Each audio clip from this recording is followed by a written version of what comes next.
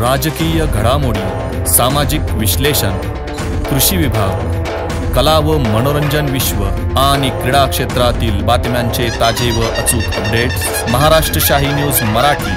बातमी मागची बातमी, शोध सत्याचा। शेतकरी बंधूंनो, आमच्याकडे हायटेक टेक्नॉलॉजी मशिनरींचा वापर करून नामांकित कंपन्यांची विविध प्रकारची रोपे ऑर्डरप्रमाणे खात्रीशीररित्या उत्तम गुणवत्ता व दर्जेदार क्वालिटीत तयार करून घरपोच मिळते। शेतकऱ्यांच्या विश्वसनीय व हमखास उत्पादन देणाऱ्या बियाण्यांचे व रोपांचे BL गांजवे अँड कंपनीच्या मळगंगा ॲग्रो हायटेक नर्सरीला आजच भेट द्या।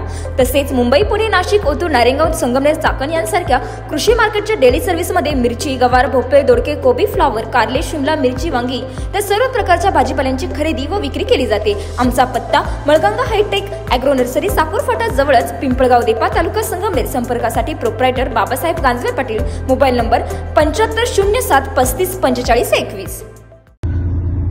मंडळी नमस्कार। बोटा ते अकोले हा जो महामार्ग आहे, राज्य महामार्ग, याची झालेली बिकट अवस्था आणि विशेष करून ब्राह्मणवाडा ते बोटा हा जो रस्ता जो आहे, जी पठरा भागातील अकोले आणि संगमनेर तालुक्याच्या पठरा भागाची जीवनवाहिनी म्हणून ओळखला जातो, या रस्त्याची झालेली अतिशय बिकट अवस्था, याच्या विरोधात कुरकुटवाडीतील सर्व तरुण सहकाऱ्यांनी मिळून रास्ता रोकोचं आयोजन केलेलं आहे। याचा निषेध म्हणून किंवा यावर तात्काळ कारवाई म्हणून एक रास्ता रोकोचं आयोजन केलेलं आहे।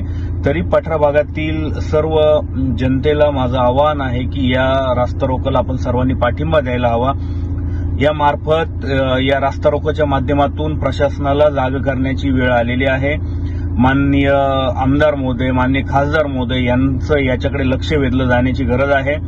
आता वेगवेगळ्या प्रकारे याचा बचाव केला जाईल। आमदार महोदय म्हणतील की मी हा रस्ता मंजूर केलेला आहे, परंतु ही फक्त तत्वता मंजुरी आलेली आहे। अगदी आपण हा कॉन्क्रीटचा रस्ता करताय याबद्दल आमदारांचं कौतुक आहे, परंतु तो रस्ता व्हायला अजून 5 वर्ष जातील, 10 वर्ष जातील, तोपर्यंत काय?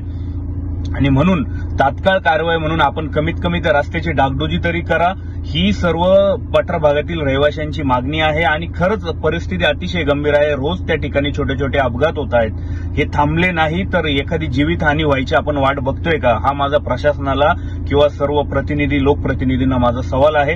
आणि म्हणून या सर्व तरुण सहकाऱ्यांनी जी मोहीम हाती घेतली आहे, तिला माझा एक मसवंडीकर म्हणून आणि एक पठरा भागातील एक सामाजिक कार्यकर्ता म्हणून या सर्व प्रक्रियेला माझा पाठिंबा आहे। आणि मी सर्व जनतेला देखील आवाहन करतो की आपण जास्तीत जास्त संख्येने या रास्ता रोकोमध्ये सहभागी व्हावं। धन्यवाद। महाराष्ट्र शाही न्यूज मराठी, बातमी मागची बातमी, शोध सत्याचा।